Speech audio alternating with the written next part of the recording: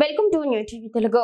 YCP అధినేత మాజీ ముఖ్యమంత్రి జగన్ రాష్ట్ర ప్రభుత్వం ఇటీవల ప్రవేశపెట్టిన బడ్జెట్ పై తీవ్ర స్థాయిలో విమర్శలు గుప్పించారు. ఇది ప్రజల బడ్జెట్ కాదని, కేవలం చంద్రబాబు భజన తప్పుడు లెక్కలతో కూడిన మోసపూరిత పత్రమని ఆయన అభివర్ణించారు. తాడేపల్లిలోని పార్టీ కేంద్ర కార్యాలయంలో నిర్వహించిన మీడియా సమావేశంలో ఆయన ప్రభుత్వ తీరును ఎండగట్టారు. మోసానికి షర్టు ప్యాంటు వేస్తే అది చంద్రబాబే, అబద్ధానికి రెక్కలు కడితే అది కూడా చంద్రబాబే అంటూ జగన్ ఘాటు వ్యాఖ్యలతో ప్రసంగాన్ని ప్రారంభించారు. ఈ సందర్భంగా మంత్రి నారా లోకేష్ ని లక్ష్యంగా చేసుకుని తీవ్ర వ్యాఖ్యలు చేశారు. ప్రజల డబ్బుతో కొలంబో, ఢిల్లీ అంటూ విమానాల్లో తిరుగుతూ క్రికెట్ మ్యాచ్లు చూస్తూ స్టేడియాల్లో జల్సాలు చేస్తున్నారని ధ్వజమెత్తారు.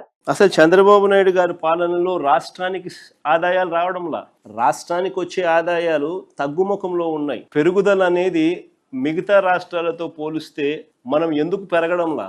రాష్ట్రానికి సంబంధించిన ఆదాయాలు పక్కదో పట్టి చంద్రబాబు నాయుడు గారి జోబిలీకింత, ఆయనకు సంబంధించిన ఎమ్మెల్యేలకింత, ఆయనకు సంబంధించిన బెనామీలకింత అందరూ పంచుకుంటా ఉన్నారు. దోచుకో పంచుకో తినుకో అన్నట్టుగా రాష్ట్రానికి సంబంధించిన ఆదాయాలు ఇసుక తీసుకున్నా, మట్టి తీసుకున్నా, సిలికా తీసుకున్నా, లాటరైట్ తీసుకున్నా, గ్రనైట్ తీసుకున్నా, లిక్కర్ మాఫియా ద్వారా లిక్కర్ ఆదాయం తీసుకున్నా, లేదా ప్రభుత్వ భూములు ఎడాపెడా నచ్చిన వారికి నచ్చిన రేటుకు ఎడాపెడా అమ్మే పరిస్థితి తీసుకున్నా, ఇలా వనరులన్నింటినీ కూడా దోచేస్తా ఉన్నారు. కాబట్టి రాష్ట్రానికి సంబంధించిన ఆదాయాలు రాష్ట్రానికి రావడంలా. మరోవైపు చూస్తే ఆయనకో విమానంతో పాటు ఒక హెలికాప్టరు, ఆయన కొడుక్కో విమానం, ఆ విమానంతో పాటు ఒక హెలికాప్టరు, తర్వాత ఆయనకు మద్దతు ఇస్తా ఉన్న ఆయన గారి డిప్యూటీ సీఎం పవన్ కళ్యాణ్ గారికి ఆయనకు ఒక విమానం, మళ్ళీ ఆయనకు ఒక హెలికాప్టర్. ముఖ్యమంత్రి గారి కొడుకు ఒక పూట విజయవాడలో ఉంటే మరో పూట హైదరాబాద్లో ఉంటాడు.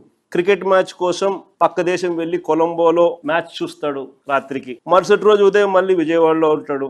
మళ్ళీ ఆ సాయంత్రం విజయవాడ నుంచి ఢిల్లీకి పోతాడు. అంతే ప్రైవేట్ విమానాలే. దేశంలో బాధ్యతాయుతమైన పదవుల్లో ఉన్న వాళ్ళు ఇలా జల్సాలు చేసిన సంబరాలు ఎక్కడైనా ఉన్నాయా? చంద్రబాబు నాయుడు గారి నైజం నిజంగా కుక్కతోక వంకరే. అసలు నిజాలేంటో తెలుస్తాయని, రాష్ట్రానికి సంబంధించిన అప్పులు ఎంతుంటాయో రాష్ట్ర ప్రజలకు ఎక్కడ తెలిసిపోతుందేమోనని ఏకంగా బడ్జెట్ పేపర్స్ లో అప్పులకు సంబంధించిన టేబుల్ వాల్యూమ్ నెంబర్ 6 ఈ బుక్ లో ఉంటది. దీనికి సంబంధించిన టేబుల్ పూర్తిగా ఎత్తేసినారు, కనపడదు. చంద్రబాబు నాయుడు గారి హయాంలో వైఎస్ఆర్సీపీ ప్రభుత్వం రాక మునుపు 3,90,247 కోట్లకు చంద్రబాబు నాయుడు గారి హయాంలోనే అప్పులున్నాయి.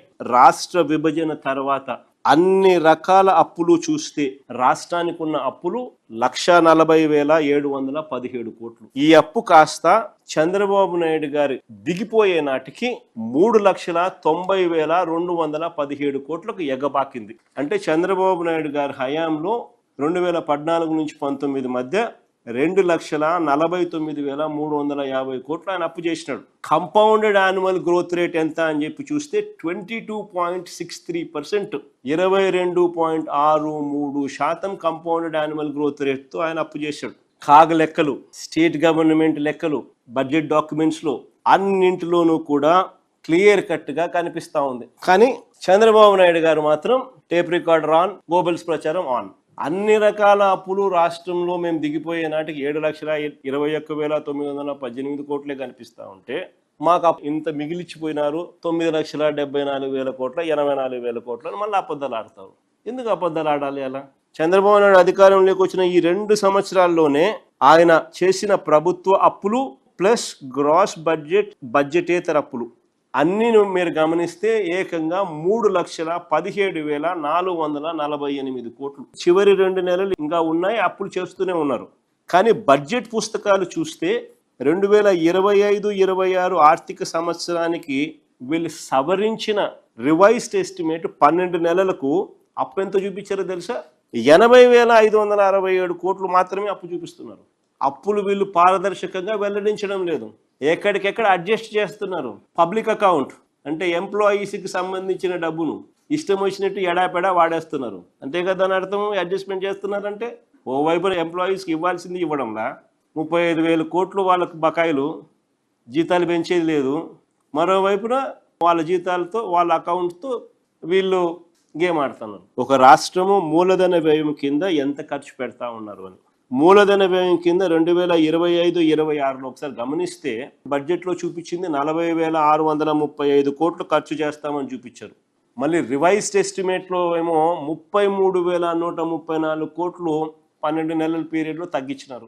10 నెలల కాలానికి వీళ్ళు ఖర్చు పెట్టింది ఎంత అంటే కేవలం 21,675 కోట్లు మాత్రమే. 2024-25లో బడ్జెట్లో 32,712 కోట్లు ఖర్చు పెడతామని చెప్పి రివైజ్డ్ ఎస్టిమేట్లో దాన్ని 24,072 కోట్లకు తగ్గించి చివరికి వాళ్ళు ఎంత ఖర్చు చేసినారు అని అంటే రివైజ్డ్ ఎస్టిమేట్లు 2 నెలల్లో కూడా తప్పుడు నెంబర్లు చెబుతూ అది ఎక్కువ చూపించి చివరికి సంవత్సరం ముగిసేసరికి అకౌంట్ తేలేసరికి కేవలం 16,141 కోట్లు ఖర్చు పెట్టారు. అది 24-25లో. చివరికి 2026-27లో ఏకంగా ఈ ఆర్థిక సంవత్సరంలో 48,097 కోట్లు క్యాపిటల్ ఎక్స్పెండిచర్ ఖర్చు పెడతామని చెప్తున్నారు. తాను సీనియర్నని, సంపద సృష్టిస్తానని, అప్పుల మీద ఆధారపడే పరిస్థితి రాకుండా చేస్తానని కబుర్లు చెప్పాడు.